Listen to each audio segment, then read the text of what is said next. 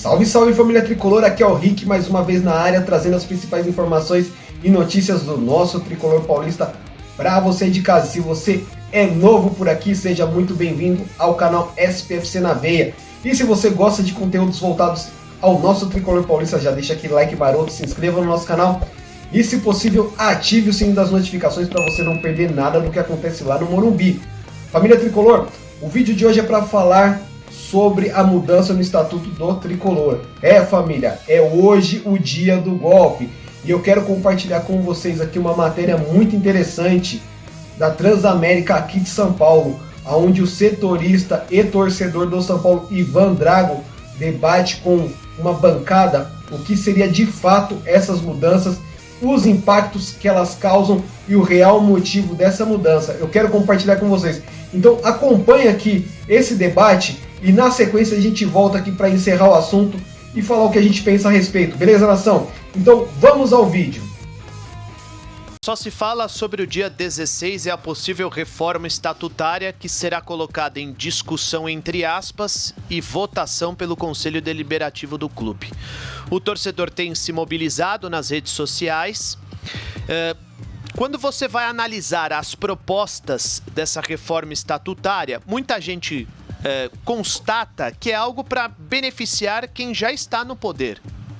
Não é algo que vai aumentar, por exemplo, a participação do torcedor, do sócio torcedor que coloca dinheiro no clube, enfim, uma coisa vai deixar o São Paulo mais antidemocrático. Não, é um clube antidemocrático e vai ficar ainda mais fechado, porque é a decisão sobre o futuro do clube nas mãos de poucos.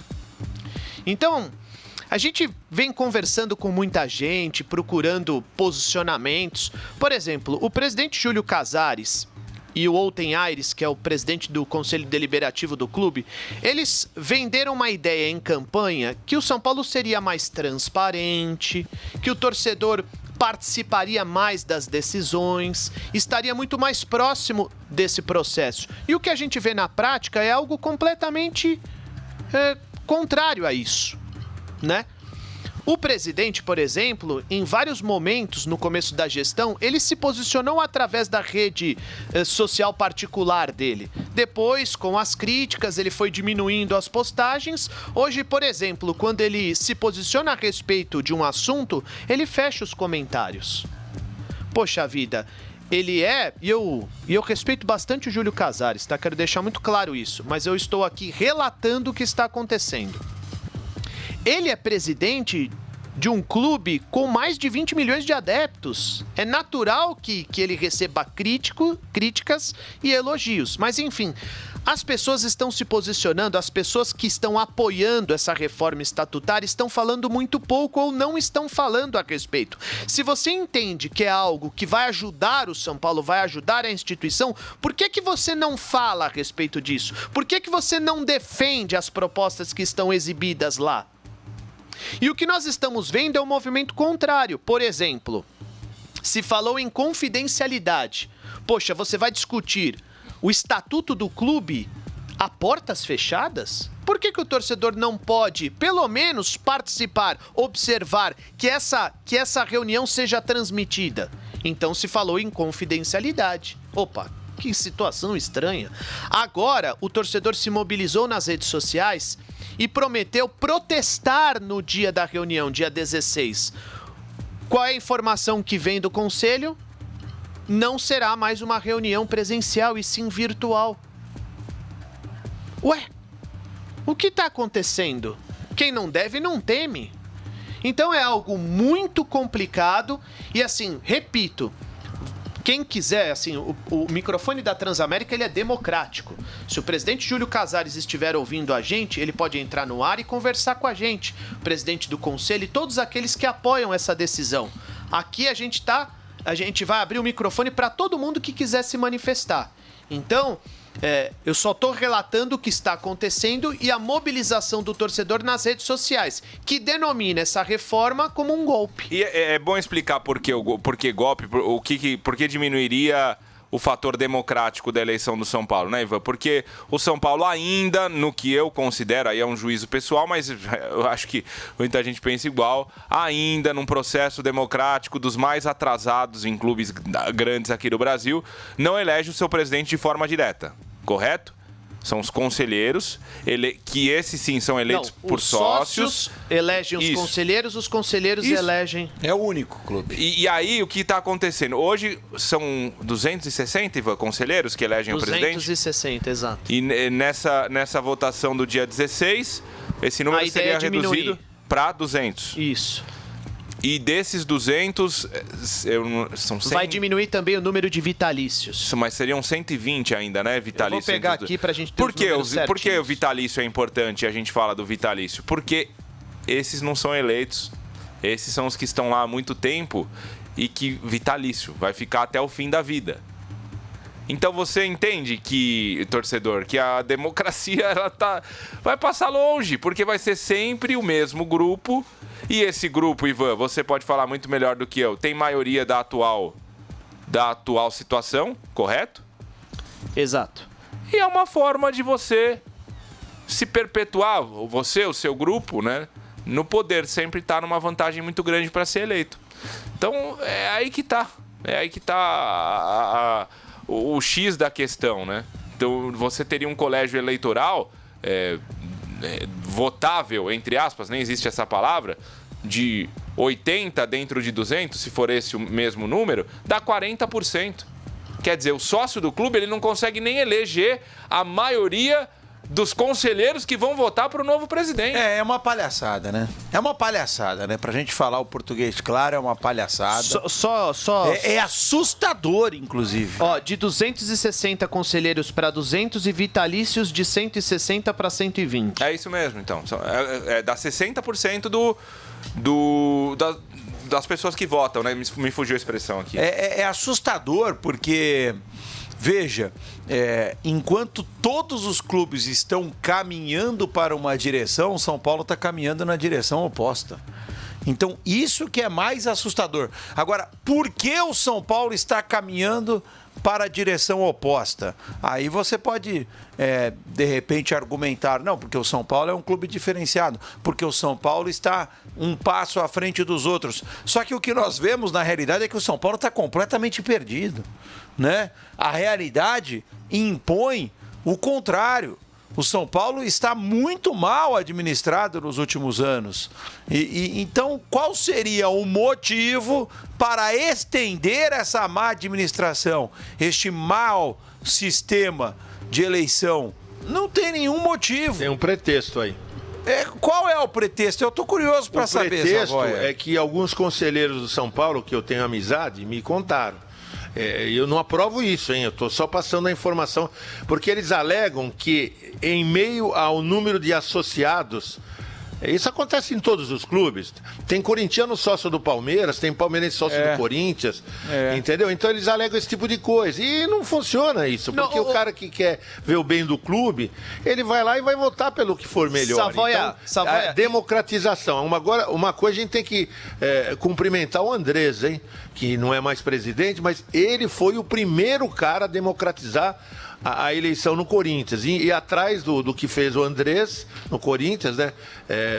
Transformando o associado, elegendo a presidente, conselho, etc. e tal, vieram outros clubes, Palmeiras, Santos. E, coincidentemente, os clubes que fizeram esse tipo de coisa estão crescendo. E o São Paulo, que era lá atrás a referência, né, da boa administração, tudo, parece que está caminhando... Parece não, está caminhando no sentido exatamente ao contrário. Está caindo, não está sendo mais feliz, não está sendo mais campeão.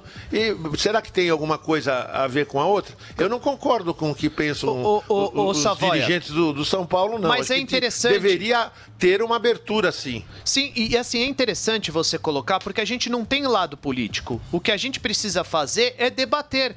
O que o Conselho deveria fazer é debater com a coletividade. Por exemplo, você citou essa questão aí que os conselheiros passaram para você.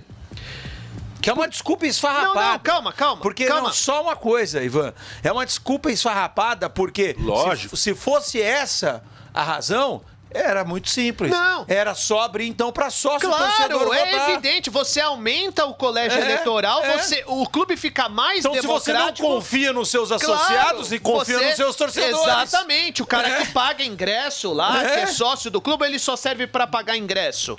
A questão é essa. Você abre o colégio eleitoral, você deixa o clube mais democrático e você tem mais São Paulinos interessados sobre as coisas do clube. Por exemplo, eu repito, eu acho que a gente precisa debater também. Por exemplo, eu não sou contra a reeleição. Não, reeleição, ok. Porque o cara faz uma belíssima administração. Ele vai concorrer, ele tem o direito de concorrer e as pessoas votam se ele deve permanecer ou não. Eu não sou contra a reeleição no São Paulo. Pra mim, a coisa mais absurda é essa diminuição do colégio eleitoral. Do colégio eleitoral. Não, cara. Já não tem ninguém votando pra presidente do São Paulo, eles querem menos gente ainda. É um clube E ainda fechado. deixar 60% de quem vota do colégio eleitoral sendo vitalício. Cartas marcadas. Pra que vitalício também, hein? Pra quê? Pois é. Se perpetua no poder e ninguém tira o cara de lá, Gente, independentemente do trabalho ou não. E pior que tem vitalício, que não é por méritos, né? É por indicação política. Isso em qualquer clube, aí não é mais só São Paulo. O Ivan falou assim, ele não aparece pra explicar, o presidente não aparece pra explicar. Sabe por que não aparece? Porque é inexplicável, gente. Tem o que falar. Pelo mesmo motivo que de presencial virou online com desculpa. Eu não tô menosprezando nenhuma questão de pandemia, mas com a desculpa, né, Ivan? Porque existe até, encomendamos um estudo com o departamento de saúde, porque o avanço da pandemia, de novo, o Ômicron, vamos fazer online. Não, meu amigo, vai ser cara de pau na... É por conta do protesto. Vai ser cara de pau na... É tão louco, Olha, eu vou falar. O que tá rolando no São Paulo é tão louco que eu chego a desconfiar se essas pessoas que estão hoje no comando do São Paulo, se elas realmente não querem diminuir a popularização do São Paulo. É tão louco, porque tem pessoas assim na sociedade, né, que acham que, enfim, não pode ter tanta gente assim, elitizar, não pode ser né? popular, tem que ser... tem que tirar os pobres, por exemplo, deixar a coisa só para os ricos. Sim. Tem gente Elitizar, assim na sociedade, tem gente que pensa dessa forma.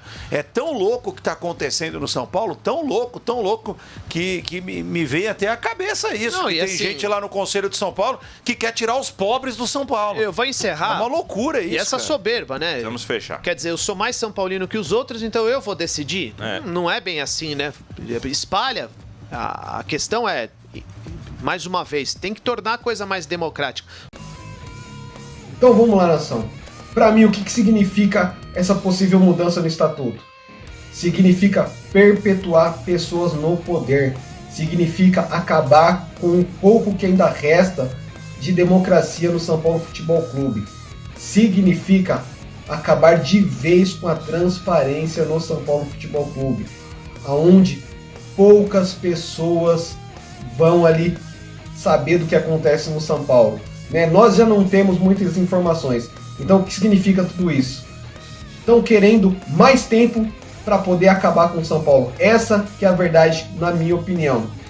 Então, você passar um mandato de um presidente de 3 anos para 6 anos, um mandato de conselheiros de 3 anos para 6 anos, é dar mais oportunidade para que esses caras que já estão acabando com o São Paulo há anos, continuem acabando com o São Paulo por mais tempo. Nação Tricolor. Para mim, se isso de fato vier a acontecer, o São Paulo vai regredir pelo menos uns 40 anos atrás, vai voltar lá na década de 80, daí para pior, Nação Tricolor. Eu espero de fato que essas mudanças não sejam aprovadas, mas tudo indica pela quantidade de conselheiros. Nós temos 260 conselheiros. Eles precisam de 131 votos para ocorrer essa mudança. É muito provável que esses caras vão votar a favor e vão mudar. E o que mais chama atenção, né? O Júlio Casares, que sempre falou da transparência, né, do tricolor, da democracia, uma reunião escondida da torcida, ninguém vai acompanhar, ninguém vai estar próximo, não vai ser debatida, simplesmente vai ser votada. E longe dos torcedores, longe dos sócios, é muito para a cabeça do torcedor do tricolor, né? E eu queria saber a sua opinião, torcedor do Tricolor. Você, assim como eu, acredita que essa mudança pode levar o São Paulo de fato à ruína? Pode fazer o São Paulo regredir muito, ficar pior do que ele está, acabar com a democracia do São Paulo, acabar de vez com a transparência do nosso Tricolor? Deixa aqui nos comentários o que vocês acham disso, Nação Tricolor. E é isso aí, família Tricolor. Esse foi mais um vídeo aqui do canal SPFC na Veia. E se você é novo por aqui, gosta de informações do nosso Tricolor paulista, sabendo o que está acontecendo no dia a dia do Tricolor, já deixa aquele like maroto, se inscreva no nosso canal e ative o sininho das notificações para não perder nada do que acontece com o nosso Tricolor Paulista Nação. Eu espero ter ajudado, ter contribuído para aqueles que ainda não entenderam ou não estavam entendendo bem o que eram essas mudanças e qual era o significado dessas mudanças. Beleza, Nação? Espero ter ajudado aí vocês a entenderem o que está acontecendo. E é isso aí, família Tricolor. Nos vemos nos próximos vídeos. Lembrando que aqui não é Vai São Paulo, aqui é Vamos São Paulo. Forte abraço, Nação Tricolor. É isso aí, eu fui, valeu, é nóis!